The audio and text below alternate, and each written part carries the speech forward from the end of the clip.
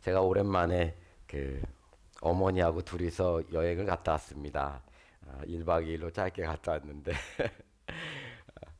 참 좋은 시간이 됐습니다. 출발하면서 어머니께서 이제 저희가 이제 일렉트릭 카를 타고 가니까 이제 차지를 하려고 잠깐 차징 스테이션 들렸는데 어머니께서 이제 이런 말씀을 하십니다. 고마운 며느리에게 한번 꼭 껴안아 주었어야 됐는데 라고 아쉬워하는 말씀을 저에게 하셨습니다. 언제나 우리는 후회 속에서 살아갈 때가 많습니다. 과거를 돌이키면서 때로는 이렇게 하지 말았어야 했는데 라는 말을 할 때가 많습니다. 안타까움을 이렇게 표현할 때가 많습니다. 조금 더 감사할 걸, 조금 더 사랑할 걸, 조금 더 안아줄 걸. 그런 후회가 사랑의 후회입니다. 이것은 우리의 세상적인 후회가 아닙니다. 이 사랑의 후회는 하나님이 기뻐하시는 후회입니다. 그런데 이런 후회도 하나님을 만나게 되면 후회하지 않게 됩니다. 하나님을 만났다는 것은 어떤 부족함과 아쉬움이 없습니다. 완전하고 온전한 때 그 하나님은 만남을 계획하십니다. 하나님 만나고 나서는 하나님께서 나를 위해서 이 모든 것을 계획하고 준비하셨다는 것을 깨닫게 됩니다. 어려움 속에서 그 하나님을 만났다면 어려움을 계획하시고 그 어려움을 통해서 결국 하나님을 우리는 만나게 됩니다. 그리고 또 우리는 그 상황에서 하나님을 찾게 됩니다. 우리가 하나님을 알지 못할 때는 우리의 삶은 후회로 끝나게 됩니다. 모든 것이 아쉬움과 허무함과 또 후회로 얼룩진 삶을 우리는 살게 됩니다. 그러나 우리가 하나님을 알고 있을 때는 우리의 삶은 궁극적으로 후회가 없게 됩니다. 전도서에서 저번에 말씀드린 것처럼 헛됨, 이 헛됨이라는 의미는 안개처럼 사라지다는 뜻입니다. 안개처럼 사라지다. 붙잡을 수 없다는 것입니다. 그것이 아무런 의미와 가치가 없는 것을 붙잡기 위해서 열심히 살았지만 안개처럼 사라지는 것이라는 것입니다. 이것이 우리가 지금 살고 있는 인생입니다. 그러나 하나님을 알고서 인생을 살아가는 것은 의미 있고 참되며 참됨으로 의미 있는 삶을 사는 것입니다. 그것은 우리의 삶이 죽음이 아니라 하나님의 나라에 가는 인생을 걷고 있기 때문입니다. 아멘. 아멘. 세상의 것들은 아무것도 남지 않지만 하나님을 알고 믿고 따르는 삶은 영원한 것입니다. 그 삶을 살았던 한 사람이 있습니다. 바로 그 한 사람이 오늘 본문에 나오는 침례 요한입니다. 침례 요한으로 인해 우리는 예수께서 우리에게 어떤 의미와 가치로 얼마나 소중한지를 알게 되는 구절이 오늘 본문에 있습니다. 그래서 오늘은 그분을 알지 못하는 삶에서 아는 삶을 살기 위해서 우리가 무엇이 필요한지를 알아야 합니다. 또한 우리가 아는 삶에서 무엇을 누릴 수 있는지에 대해서 말씀을 증거하겠습니다. 자, 우리는 그를 알지 못하는 삶을 살지 말아야 합니다. 우리는 예수님을 알지 못하는 삶을 살지 말아야 합니다. 누구를? 예수님을. 또한 무엇을 알지 못하는 삶입니까? 예수께서 무엇을 했는지를 반드시 알아야 되는 삶입니다. 예수를 알지 못하는 삶에서 아는 삶을 살기 위해서는 우리에게 필요한 것이 있습니다. 그것의 첫 번째가 물의 침례를 받아야 합니다. 물의 침례를 받아야 한다. 여러분은 손을 잘 씻으십니까? 자주 씻으십니까? 애들을 키우다 보면 손을 잘 씻으라고 항상 말을 합니다. 감기가 유행하는 계절이 되면 손을 깨끗이 씻어야 한다는 이야기를 우리는 자주 듣습니다. 특히 우리를 큰 공포로 몰아넣었던 코비드-19을 겪으면서 손 씻기에 대해서 많은 생각을 우리가 하고 많이 했습니다. 손을 올바로 씻는 방법이 있습니다. 미국 질병통제예방센터에서 알려준 방법이 있습니다. 제가 찾아봤더니 이렇게 쓰였습니다. 첫 번째는 깨끗이 흐르는 물에 손을 적셔야 한다. 그러고 나서 비누를 사용해야 한다. 비누를 사용하는 것은 비누가 한쪽은 물과 결합하고 다른 한쪽은 기름과 결합하여 손에서 더러운 것을 떼어내어서 또 물과 함께 흘려보내기 때문입니다. 그래서 비누가 깨끗하게 되는 도움을 줍니다. 두 번째는 최소 20초 동안 문질러야 한다고 합니다. 손바닥, 손등, 뭐 손끝부터 해서 사이를 깨끗하게 물로 헹구는 것입니다. 세 번째는 깨끗한 수건이나 공기 건조기로 말려야 합니다. 더러운 것으로 다시 닦으면 안 됩니다. 자, 이렇게 씻으면 우리의 질병을 20%에서 30%를 줄일 수 있다고 합니다. 제가 갑자기 의문이 들었습니다. 이것을 보면서 인류는 어떻게 생각했길래 물로 흙이나 먼지나 더러운 것을 제거할 생각을 했을까라는 생각을 했습니다. 우리는 본능적으로 물이 씻김이 깨끗하게 만든다는 생각을 했을 것입니다. 순수한 물은 색도 없고 냄새도 없고 맛도 없습니다. 물이 깨끗하다는 것을 본능적으로 우리는 알고 있는 것입니다. 그런데 물은 세균을 죽이는 역할보다 세균을 씻어내는 역할에 중심이 있습니다. 더러운 세균으로 벗어나게 하는 것입니다. 이 부분에 영적인 의미가 있습니다. 영적인 의미.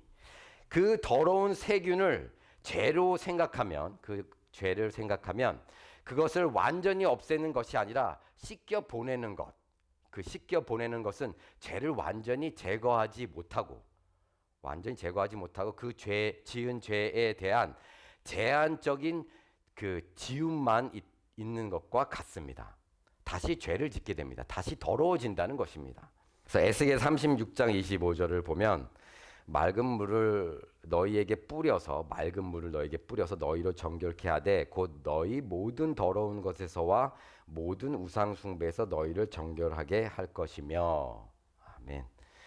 예, 우리는 몸의 더러움을 씻기 위해서 물로 씻습니다. 항상. 그런데 죄로 인한 더러움은 다른 방법을 우리가 찾아야 합니다. 그것을 우리는 알아야 합니다. 오늘 본문 31절에 예수님께서 물이 침례를 받으신 사건입니다. 31절을 읽어보면 오늘 본문 31절을 읽어보면 나도 그를 알지 못하였으나 내가 와서 물로 침례를 베푸는 것은 그를 이스라엘에 나타내려 함이라 하니라. 침례 요한은 예수님께 침례를 베풀게 됩니다. 침례 요한은 대단한 역할을 한 것입니다. 예수님은 우리처럼 침례를 받으실 필요가 없습니다. 그러나 그분은 이스라엘에 나타내기 위한 시작점이 있어야 했습니다. 물이 침례는 공개적인 선언을 말합니다.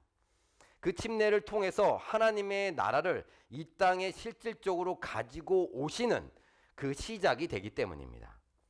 우리의 삶도 동일하게 물의 침례로 시작을 해야 합니다. 물의 침례는 그렇게 단순한 의식에 있지 않습니다. 죄에 대한 회개와 믿음의 신앙의 고백이 있어야 합니다. 죄에 대한 회개와 믿음에 대한 신앙의 고백. 또한 공식적으로 세상에 자신의 삶을 다짐하고 또 앞으로 하나님의 백성으로 살겠다는 결단이 있는 것입니다. 그 물의 침례. 물의 침례는 자신의 죄에 대한 회개와 정결케 하는 의식입니다. 앞으로 죄를 짓지 않고 하나님의 뜻에 맞게 살겠다는 다짐입니다.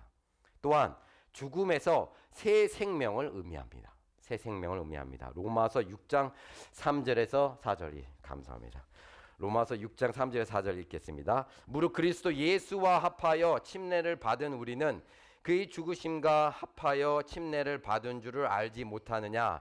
그러므로 우리가 그의 죽으심과 합하여 침례를 받음으로 그와 함께 장사되었나니 이는 아버지의 영광으로 말미암아 그리스도를 죽은 자 가운데서 살리심과 같이 우리로 또한 새 생명 가운데서 행하게 하려 함이라. 아멘. 예수의 죽음이 자신의 죽음이라는 의미입니다. 이것은 놀라운 것입니다. 사실 여러분들이 이 부분을 알고 묵상하면 놀라운 것입니다. 자신이 지금까지 그 지은 죄의 몸이 예수 그리스도의 십자가와 함께 장사가 된 것입니다. 그 뒤에 예수님과의 연합을 상징합니다. 예수 그리스도를 믿는 자는 반드시 물의 침례를 받으셔야 합니다. 이것은 자신의 신앙 고백입니다.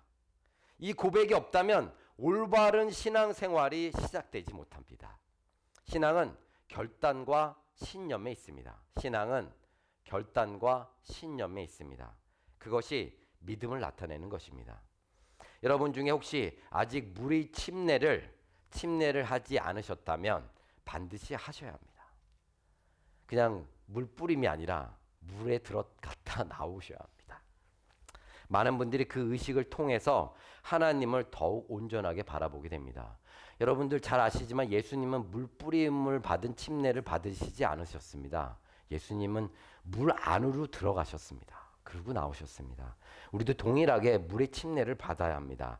침례는 단순한 종교 의식이 아니라 새 생명의 역사를 눈으로 볼 수 있는, 새 생명의 역사를 눈으로 볼 수 있는 믿음의 시작입니다. 아멘. 그러므로 예수를 알지 못하는 삶에서 아는 삶을 살기 위해서는 물의 침례를 반드시 받으셔야 합니다. 그리고 두 번째는 예수를 알지 못하는 삶에서 아는 삶을 살기 위해서는 성령의 침례를 받아야 합니다. 성령의 침례를 받아야 합니다. 33절에 이렇게 쓰였죠. 나도 그를 알지 못하였으나 나를 보내어 물로 침례를 베풀라 하신 그이가 나에게 말씀하시되 성령이 내려서 누구 위에든지 머무는 것을 보거든 그가 곧 성령으로 침례를 베푸는 이인 줄 알라 하셨기에. 오늘 본문에서 침례 요한은 예수께서 물이 침례를 받으실 때 성령이 내려와서 그분 위에 머무는 것을 봤습니다. 여기서 이상한 부분이 있습니다. 여러분 오늘 본문을 읽어보면 말씀이 조금 이상한 부분인데 왜 제가 이렇게 이야기를 하냐면 29절에 본문 29절에 이미 침례 요한은 이렇게 말하죠. 예수께서 세상 죄를 지고 가는 하나님의 어린 양이로다라고 말합니다. 29절에. 근데 31절과 33절에는 나도 그를 알지 못하였으나라고 말하고 있습니다.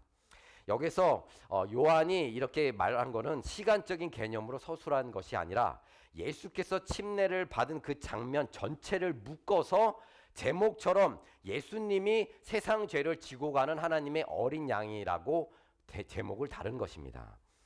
침례 요한은 예수님을 모르는 분이 아닙니다. 그렇죠? 침례 요한은 예수님을 아는 분입니다. 침례 요한의 어머니 그 엘리사벳과 예수님의 어머니 마리아와는 친척 관계입니다. 그래서 서로 알고 있었습니다. 근데 여기에서 나도 그를 알지 못하였다라는 것은 그분이 메시아 그리스도인지를 몰랐던 것입니다. 그런데 성령이 비둘기처럼 예수님에게 임하는 것을 보고 하나님이 미리 침례 요한한테 그 말씀을 한 것을 기억하고 침례 요한이 하나님의 아들 그리스도라는 것을 알게 된 것입니다. 이것은 시편 2편에 읽어보시면 메시아의 그 예언을 먼저 하셨습니다. 그것을 동일하게 이루십니다. 이렇게 말씀하죠. 여호와께서 내게 이르시되 너는 내 아들이라 오늘 내가 너를 낳았도다. 아멘. 여기 33절에 오늘 본문 33절에 하나님의 아들께서 성령으로 침례를 베푸신다고 말씀을 했습니다. 그렇죠? 에스겔 36장 28절에 그 말씀을 미리 예언하셨습니다. 자, 또 새 영을 너희 속에 두고 새 마음을 너에게 주되 너희 육신에서 굳은 마음을 제거하고 부드러운 마음을 줄 것이며 또 내 영을 너희 속에 두어 너희로 내 율례를 행하게 하리니 너희가 내 규례를 지켜 행할지라. 내가 너희 조상들에게 준 땅에서 너희가 거주하면서 내 백성이 되고 나는 너희 하나님이 되리라. 아멘. 하나님께로 돌아오기 위해서는 오직 하나님의 영이 우리에게 필요합니다. 회개의 침례와 성령의 침례는 다른 것입니다. 여러분들이 회개의 침례를 받았다고 크리스찬이다, 그리스도인이다 라고 할 수 있다 라고 말할 수가 사실 없습니다. 회개의 침례는 물로 하는 의식으로 하나님께 죄를 회개하고 하나님 앞에 새로운 삶을 살겠다는 다짐입니다. 결단입니다. 우리의 신앙 고백입니다. 회개의 침례는 죄 회개와 용서와 올바로 살겠다는 의미를 주지만 성령의 침례는 삶을 완전히 바꾸는 것입니다. 하나님의 영이 계셔야 하나님이 백성이 되는 것입니다. 하나님의 영이 안 계신다면 하나님의 백성이 아닙니다. 요한복음 14장 16절에서 18절에 이렇게 말씀하죠. 주님이 내가 아버지께 구하겠으니 그가 또 다른 보혜사를 너에게 주사 영원토록 너희와 함께 있게 하리니 그는 진리의 영이라 세상은 능히 그를 받지 못하나니 이는 그를 보지도 못하고 알지도 못함이라 그러나 너희는 그를 아나니 그는 너희와 함께 거하시며 또 너희 속에 계시겠음이라 내가 너희를 고아와 같이 버려두지 아니하고 너희에게로 오리라. 아멘. 할렐루야. 주님 감사합니다. 성령님께서 임하시면 임마누엘 하나님과 함께할 수 있는 것입니다. 하나님과 함께한다는 것은 구원의 삶을 누리는 삶입니다. 하나님의 나라가 이미 우리에게 와 있는 것입니다. 마태복음 3장에 이렇게 말합니다. 나는 너희로 회개하게 하기 위하여 물로 침례를 베풀거니와 내 뒤에 오시는 이는 나보다 능력이 많으시니 나는 그의 신을 들기도 감당하지 못하겠노라. 그는 성령과 불로 너희에게 침례를 베풀 것이요 손에 키를 들고 자 여기 잘 들으십시오. 손에 키를 들고 자기의 타작 마당을 정하게 하사 알곡은 모아 곳간에 들이고 쭉정이는 꺼지지 않는 불에 태우시리라. 성령의 침례가 없다면 꺼지지 않는 불에 들어간다는 의미입니다. 성령의 침례가 없다면 구원이 없다는 것입니다. 그러므로 우리는 성령의 침례를 반드시 받아야 합니다. 예수님께서 니고데모에게 한 말씀처럼 사람이 물과 성령으로 나지 아니하면 하나님의 나라에 갈 수 없느니라. 들어갈 수 없느니라. 물의 침례는 자신에게 하나님이 절실하게 자신에게 하나님이 절실하게 필요하다는 간구입니다. 그 침례를 통해서 성령의 침례는 그 침례를 통해서 성령의 침례는 성령님께서 임하시는 것입니다. 죄에 대한 씻김으로 이제는 거룩하신 하나님과 함께할 수 있는 것입니다. 그러므로 성령의 침례는 물의 침례에서 믿음이 들어가서 새로운 정체성, 새로운 삶을 살게 되는 것입니다. 자신의 삶이 완전히 뒤바뀌는 삶을 사는 것입니다. 그 새로운 삶에는 성령께서 내주하십니다. 성령님이 인치신다는 것입니다. 여러분은 성령의 침례를 받으셨습니까? 아니면 물의 침례만 받으셨습니까?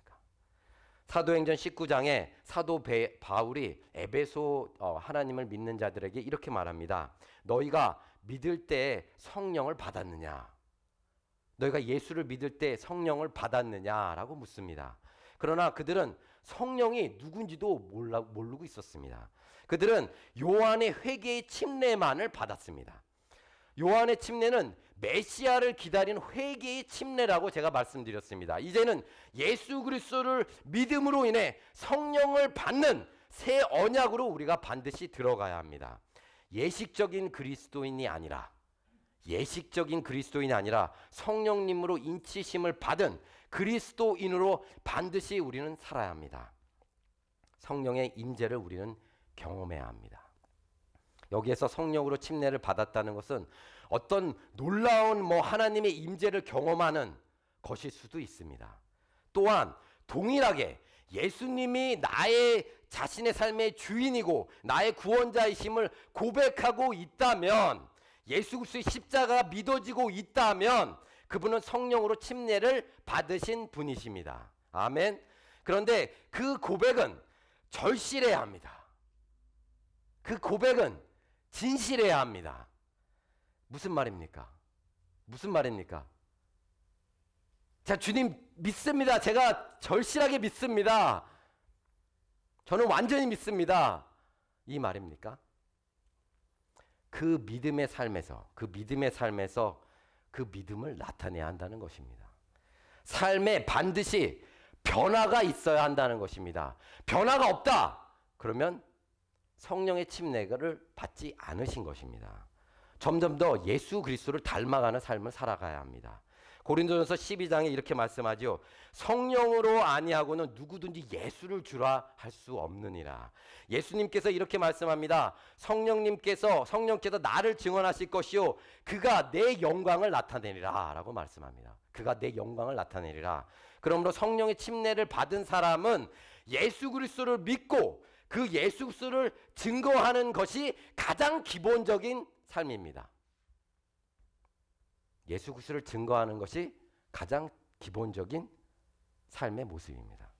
그러므로 성령으로 침례를 받았다는 그 확인은 믿음과 열매에 있다는 것입니다. 믿음과 열매. 예수 그리스도를 자신의 구원자로 고백하고 있는데 열매가 없다면 믿음을 확인해야 합니다. 구원을 확인해야 합니다. 이 열매를 통해서 예수 그리스도를 반드시 증거를 해야 한다는 것입니다. 열매는 있는데 예수 그리스도를 증거하지 않으면 그것도 안 됩니다. 이 부분이 우리는 중요합니다. 오늘 말씀을 정리하면 이렇습니다. 첫 번째는 물의 침례의 의미는 죄를 미워하고 죄로 인해 고통을 가지고 있는가? 그래서 구원자 그리스도가 자신에게 절실히 필요한가? 주님이 필요합니다. 그리고 두 번째는 성령의 침례는 예수 그리스도를 믿음으로 인해 성령의 열매인 사랑과 희락과 화평과 오래 참음과 자비와 양성과 충성과 온유와 절제와 이 열매 가운데에서 예수 그리스도를 증거하고 있는가에 대한 답을 가지고 있어야 성령으로 침례를 받으신 것입니다. 그런데 여기에서 사도행전에서 오순절과 같은 성령의 내주하심을 경험했다면 사도행전에서 이 부분을 조금 더 나아가야 합니다. 사도행전 1장 1절에 8절에 이렇게 말씀하죠. 오직 성령이 너희에게 임하시면 너희가 권능을 받고 예루살렘과 온 유다와 사마리아와 땅끝까지 이르러 내 증인이 되리라 하시니라. 이것은 성령의 권능이 임한 것입니다. 능력이 임한 것입니다. 하나님의 성령의 임재를 경험하신 것입니다. 그러면 그분들은 하나님의 나라를 위해서 더욱 적극적으로 그 삶을 살아가야 합니다. 사명이 있다는 것입니다. 그분에게는. 소명을 받았으면 사명이 있어야 합니다. 다시 아까 전에 돌아가면 모든 그리스도인은 소명, 부름을 받으신 분들입니다. 모든 분들이 사명이 있다는 것입니다. 물을 받은 자들에게는 많이 요구할 것이요 많이 맡은 자에게는 많이 달라 할 것이니라 라고 주님이 말씀합니다. 그러므로 성령님 임재를 체험하신 분은 더욱 책임을 가지고 하나님을 증거하시기를 바랍니다. 그러면 더욱 축복이 있으실 것입니다. 그러면 예수 그리스도를 믿게 되면 여러분에게 성령님께서 계십니다. 그렇죠? 성령님은 동일한 하나님이십니다. 이 부분을 조금 제가 나누겠습니다. 왜 하나님이 계시고 또 하나님 아버지라고 하고 하나님의 아들이라고 하고 또 성령님은 누구신가? 우리가 믿는 하나님은 한 분이십니다. 그 한 분에 세 분의 인격체가 계십니다. 이것은 무슨 어떤 토속 신앙과 어떤 미신, 사이비 같은 내용이 아닙니다. 이것은 놀라운 하나님의 지혜이며 완전하신 하나님을 나타내는 것입니다. 저는 이 부분을 묵상할 때마다 대단하신 하나님. 놀라운 것입니다. 하나님은 거룩하신 분입니다. 우리와 다르다는 것입니다. 우리의 존재와 같지가 않습니다. 그래서 우리는 하나님을 볼 수가 없습니다. 우리가 직접 볼 수 없습니다. 구약에서 보면 하나님께서 나타나시면 모두 한결같이 어떻게 말씀하지요? 나는 이제 죽었구나. 이것은 하나님의 거룩하심과 하나님의 위대하심으로 인해 피조물인 죄 있는 인간이 하나님을 만났을 때 죽을 수밖에 없다는 것을 자연스럽게 고백하는 것입니다. 제가 하나님의 환상을 보았을 때 제일 먼저 들었던 저의 마음은 앞을 보지 못하고 하나님의 위대함과 그 놀라움에 그 두려움에 그저 주님, 주여 라는 고백을 했습니다. 우리는 하나님을 바라볼 수 없는 존재입니다. 우리는 하나님을 만날 수가 없습니다. 그러나 예수 그리스도로 인해서 하나님과 화목하게 함을 이루게 된다면 죄인이지만 예수 그리스도를 믿음으로 인해서 하나님의 자녀가 되는 권세를 가지고 예수 그리스도의 십자가로 인해 하나님의 임재 안에 하나님을 우리가 볼 수 있는 것입니다. 아멘. 그렇게 하나님과의 관계가 회복되게 되었다면 하나님의 영, 성령께서 함께 하십니다. 하나님을 만나기 위해서 어디에 가서 우리가 기도해야 하는 것이 이제는 아닙니다. 하나님께서 믿는 자의 마음 안에 언제나 함께 계십니다. 그래서 그 성령님께서 가르치시고 인도하시고 또 도와주시고 힘주시는 그 하나님이 우리와 함께 계십니다. 삼위일체 하나님은 완전하십니다. 놀라우신 분입니다. 하나님 아버지의 사랑이 있어야 하고 하나님의 아들 예수 그리스도의 십자가의 속죄가 있어야 하고 우리를 알게 하신 하나님을 알게 하시는 하나님의 성령이 우리와 함께 하셔야 합니다. 그래서 그 성령님께서 우리를 인치십니다. 무엇을 인치십니까? 구원을 인치십니다. 다른 말로 하면 하나님께서 너는 내 것이다 라고 말씀하시는 것입니다. 하나님이 우리에게 너는 내 것이야. 여러분이 자녀가 있으시다면 여러분의 자녀를 어떻게 생각하십니까? 오늘 쉐마 생일인데 자녀가 있으시면 어떡합니까? 기본적으로 그렇게 생각하죠. 내 자녀, 나의 것. 이것은 보호하심과 기업과 유산, 하나님의 나라를 하나님께서 주시겠다는 표현입니다. 거룩하시고 완전하시고 전능하신 그 하나님께서 우리와 언제나 함께 하십니다. 임마누엘 하나님께서 우리와 함께 하십니다. 아멘. 그래서 우리가 이 찬양을 하죠. 성령이 계시네 할렐루야 함께 하시네 좁은 길을 걸으며 밤낮 기뻐하는 것 주의 영이 함께 하니라. 와, 주님 감사합니다. 우리는 대단한 사람입니다. 우린 놀라운 사람입니다. 하나님과 함께 언제나 함께하고 있습니다. 그것으로 언제나 우리가 할렐루야 하시기를 축원합니다. 아멘. 우리는 예수님을 알지 못하는 삶을 살지 말아야 합니다. 침례 요한은 이렇게 얘기했죠. 나도 그를 알지 못하였으나 라고 고백하고 있습니다. 저도 그분을 알지 못했습니다. 여러분들도 동일하게 그분을 알지 못했습니다. 우리 모두는 그 하나님을 알지 못했습니다. 그것에 대한 관심과 필요가 없었습니다. 언제나 세상에 대한 관심을 갖고 세상을 살아가는데 필요한 것만 우리는 구했습니다. 이 모든 것은 당연히 세상에 국한된 것입니다. 세상에서 벗어나지 못합니다. 이 모든 것은. 그러나 하나님을 알게 되면 세상을 올바로 볼 수 있게 됩니다. 세상이 온전하지 않다는 것, 세상에 한계가 있다는 것, 세상에 소망이 없다는 것, 세상에 미래가 없다는 것, 세상에 끝이 있다는 것을 알게 됩니다. 여러분은 그 하나님을 알게 됨으로써 어떤 마음으로 살고 계십니까? 성경에서 인생은 하나님을 알고 있는 삶과 하나님을 모르는 삶으로 나눕니다. 하나님의 말씀은 구약과 신약을 통해서 인생을 성공한 사람, 실패한 사람으로 나누지 않습니다. 부자와 가난한 사람으로 나누지 않습니다. 배운 사람과 배우지 않는 사람으로 나누지 않습니다. 하나님을 아는 사람과 하나님을 알지 못하는 사람으로 나눕니다. 하나님의 백성인지 하나님 백성이 아닌지 하나님을 믿고 있는지 아니면 하나님을 믿고 있지 않는지로 나눕니다. 우리가 인생을 이 세상에서 국한하게 된다면 인생에는 아무런 소망이 없습니다. 결국 없어지는 인생을 우리는 열심히 살아가는 것입니다. 그러면 안 됩니다. 제가 요즘 어머니께서 계셔서 인생에 대해서 많은 것을 생각하게 됩니다. 저에게는 어머니께서 아직 젊었을 때의 모습으로 아직도 기억이 납니다. 그 노란색 그 뭐죠? 양 그릇, 양의 그릇인가? 있죠, 냄비요. 냄비에다 예전에는 라면을 끓여 먹었잖아요, 그죠? 라면을 이렇게 끓여 먹으면 제가 어렸을 때 그 어머니께서 이제 이 라면이 맛있으니까 어린애들 빨리 먹잖아요, 뜨거워도.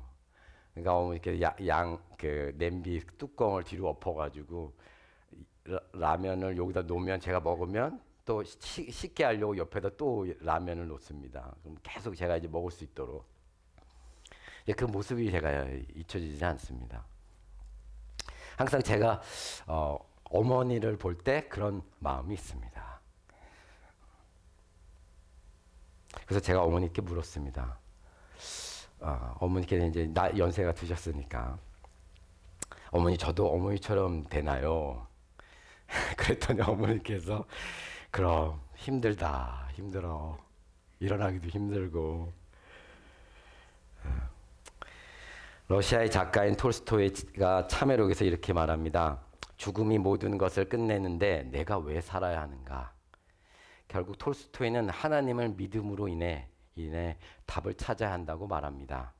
유한한 인간의 삶은 무한하신 하나님과 연결될 때 우리가 비로소 삶의 의미를 갖게 됩니다.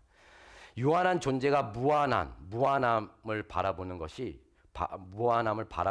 것이 유일한 길입니다. 그것에 대해서 성경은 한 가지의 가장 클리어한 답을 말합니다. 그 답이 무엇이죠? 예수 그리스도입니다. 둘이 뭉실하게 말하지 않습니다. 아주 깨끗하게 말합니다. 영생은 하나님과 예수 그리스도를 아는 것이다. 영생은 하나님과 예수 그리스도를 아는 것이다. 오늘 본문에서 침례 요한은 예수님을 바라보며 이렇게 선포합니다. 보라, 세상 죄를 지고 가는 하나님의 어린 양이로다. 이 말씀은 죄인인 우리가 어떻게 거룩하신 하나님을 만날 수 있는지를 보여주는 복음의 핵심입니다. 복음의 핵심. 유한하고 죄인인 인간이 자신의 힘으로 무한하신 하나님께 나아갈 수 없습니다. 그래서 하나님께서 우리에게 오셨습니다. 하나님은 예수 그리스도를 통해서 우리의 눈높이로 내려오신 것입니다. 그것이 예수께서 하나님이 어린 양이 되신 것입니다.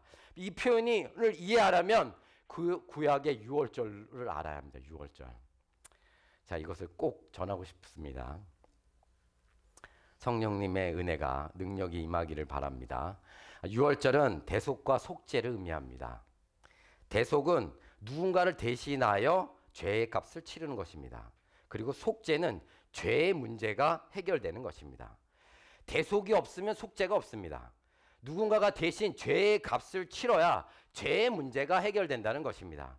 하나님께서는 그 대속자를 어린 양을 지정합니다. 그 의미가 출애굽기 12장에 있습니다. 출애굽기 12장에 이스라엘이 400년 동안 애굽의 종살이를 하죠. 세상의 종이 된 것입니다. 다른 말로 하면 죄의 종이 된 것입니다.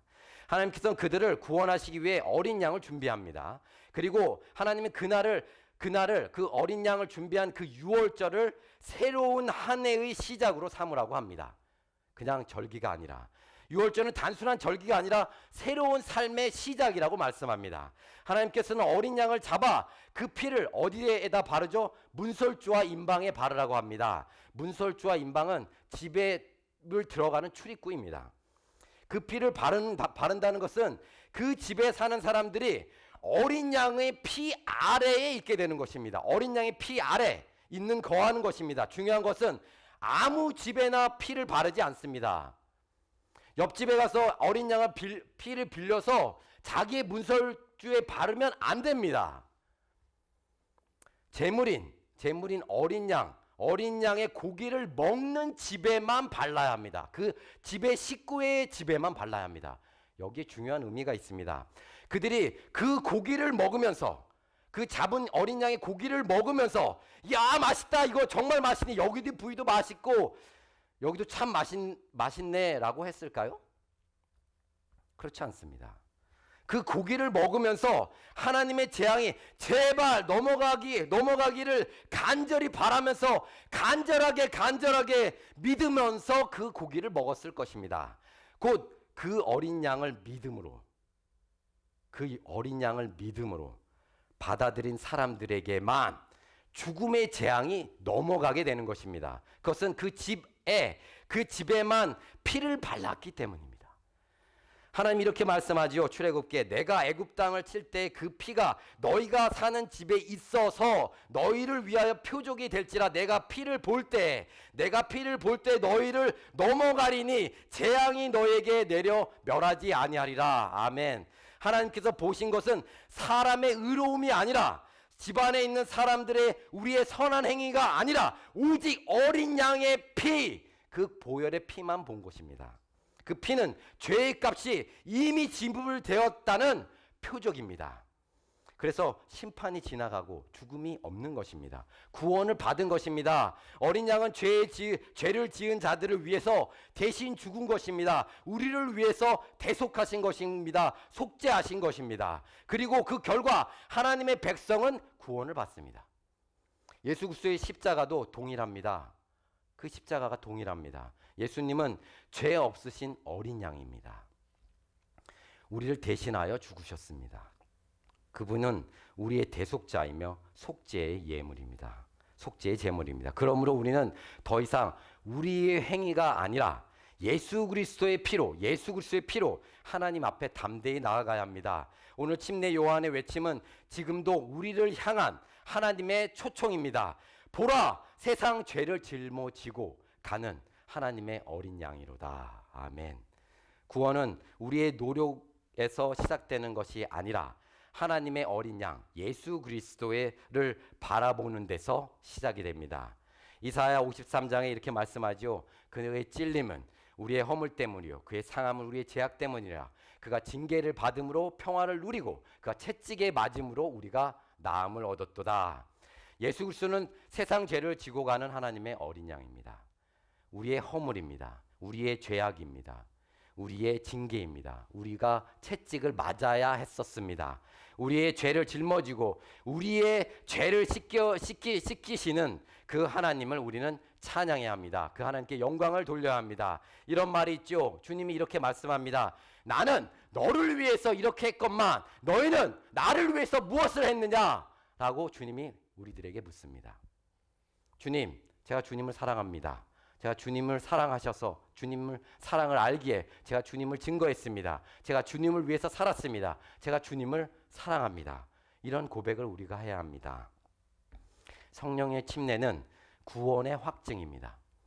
구원이 있다면 우리는 이것을 반드시 해야 합니다. 나는 여호와로 말미암아 즐거워하며 나는 여호와로 말미암아 증거하며 나의 구원의 하나님으로 말미암아 기뻐함이로다. 우리에게 하나님으로 말미암아 즐거워하고 우리의 구원으로 말미암아 구원의 하나님으로 말미암아 기뻐해야 합니다. 여러분의 삶 속에서 그래야 여러분의 삶 속에서 새로운 은혜와 또한 능력이 임하게 됩니다. 저에게도 언제나 어려움과 걱정이 있습니다. 하루하루 살아가는데 또 걱정과 근심으로 살아갈 때가 많습니다. 그러나 그 가운데에서 제 자신의 구원을 바라보면 제가 하나님을 바라보게 됩니다. 제 마음에 무엇과도 바꿀 수 없는 그 구원의 기쁨, 즐거움을 누리게 됩니다. 우리의 마음은 어떤 상황과 조건에 두면 안 됩니다. 우리의 마음은 하나님을 온전히 바라볼 때, 하나님을 온전히 우리가 바라볼 때 충만한 은혜가 임하게 되는 것입니다. 그것이 하나님이 원하시는 구원의 기쁨입니다. 그런 기쁨을 항상 누리며 성령님과 함께하는 여러분들이 되기를 축원합니다. 아멘.